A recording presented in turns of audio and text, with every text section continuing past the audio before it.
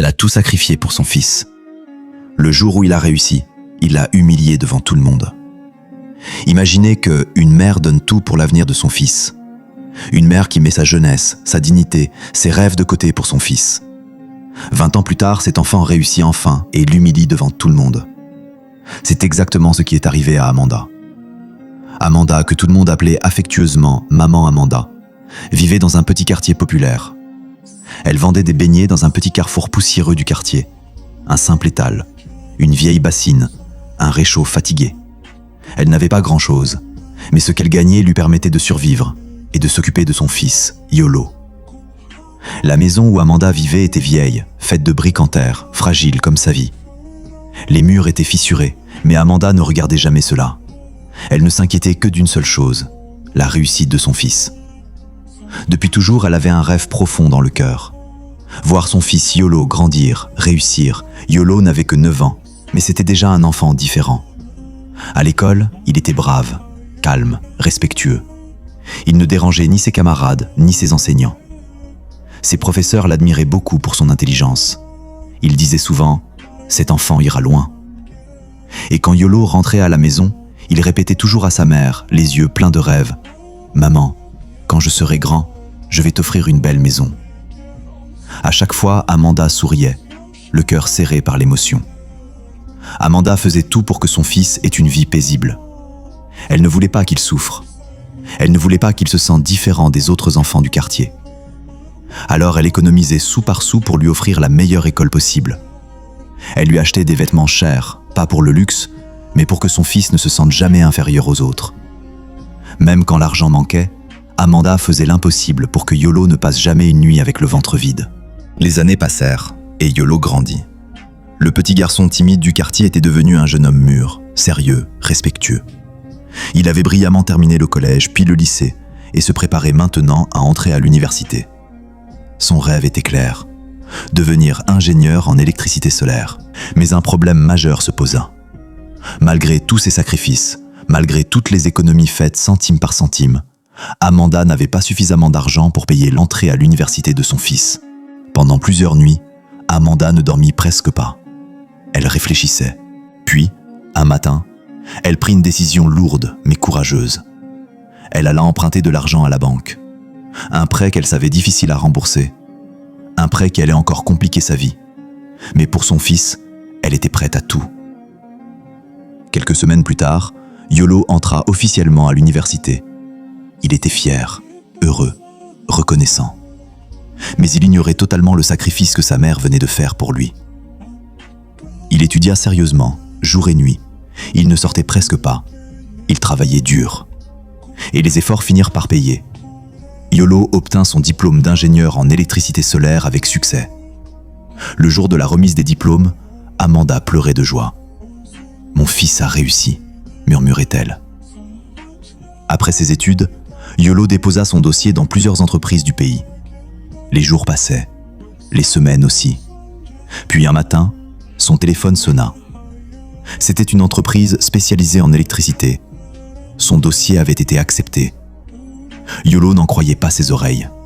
Il courut immédiatement annoncer la nouvelle à sa mère. Ce jour-là, ils pleurèrent ensemble. Ils rirent ensemble. Ils remercièrent Dieu ensemble. Le lendemain matin, Yolo se leva très tôt. Il devait prendre le bus pour la grande ville où se trouvait son lieu de travail. Avant son départ, Amanda sortit discrètement ses dernières économies. Elle les tendit à son fils et dit doucement « Mon fils, prends cet argent. Va louer une chambre. Commence ta nouvelle vie. Que Dieu te bénisse. » Le cœur lourd, Yolo monta dans le bus et partit. Arrivé en ville, il s'installa dans une petite chambre modeste. Un simple lit, une table, une chaise. Le lendemain, il se rendit à l'entreprise pour commencer son travail en tant que stagiaire.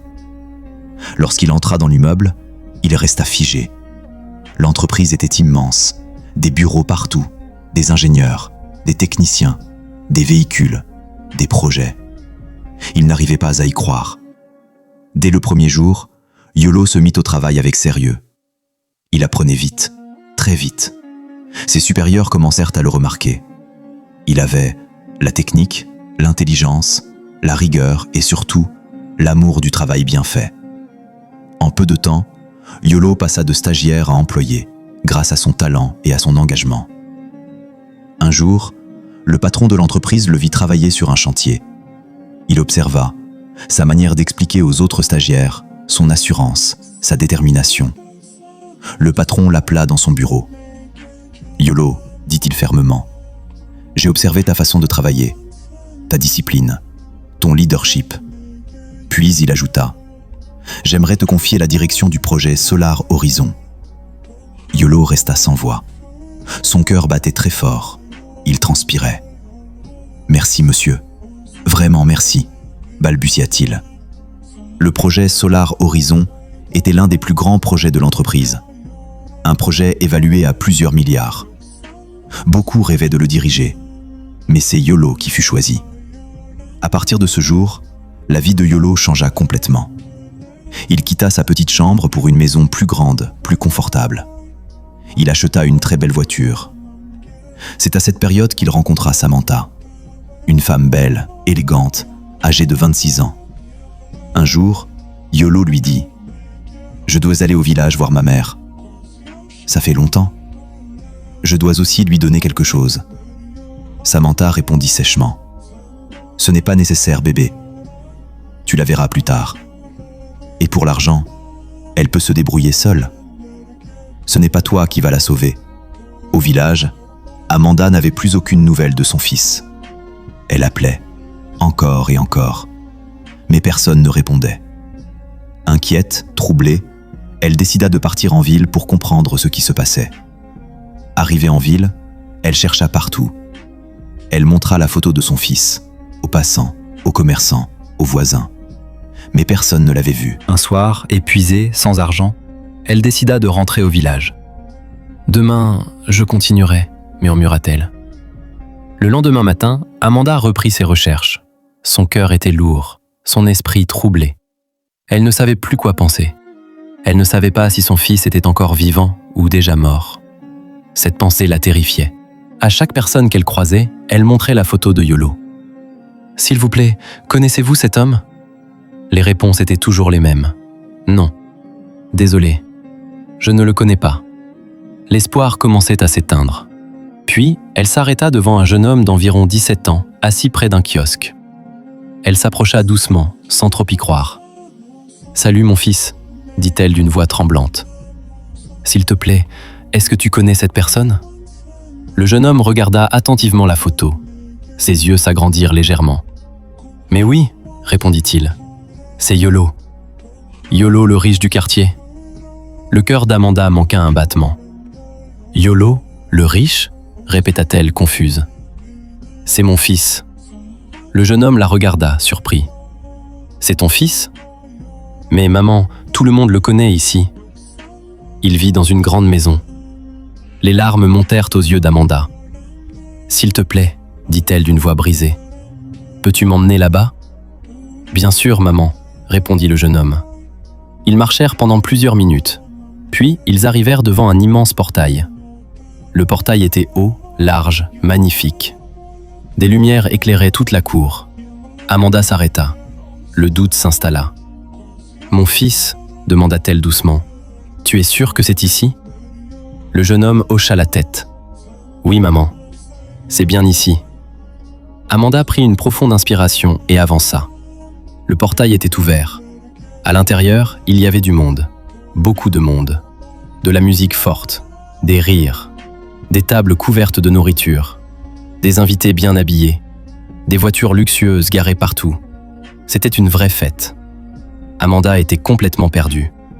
Elle s'approcha timidement d'une serveuse qui passait avec un plateau. « Ma fille » demanda-t-elle doucement, « qu'est-ce qui se passe ici ?» La serveuse répondit sans s'arrêter.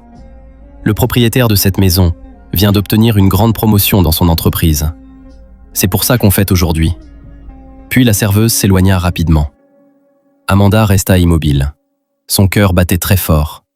Elle regardait autour d'elle, ne comprenant pas ce qui se passait. Soudain, la musique s'arrêta brusquement. Un silence se fit.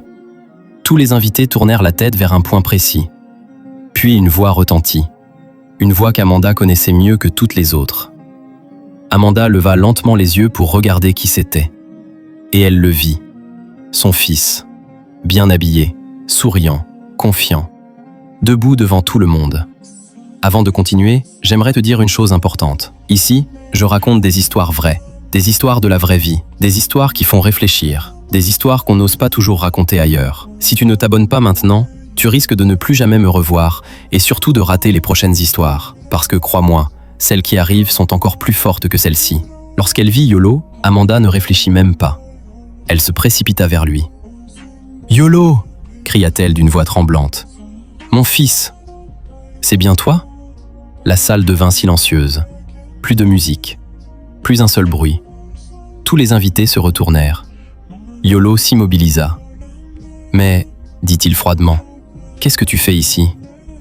Amanda resta figée. Elle dit « Comment ça, qu'est-ce que je fais ici ?» dit-elle d'une voix cassée. « Yolo, c'est moi, ta mère. » Elle tendit les bras instinctivement, comme une mère qui veut serrer son enfant. Yolo recula d'un pas.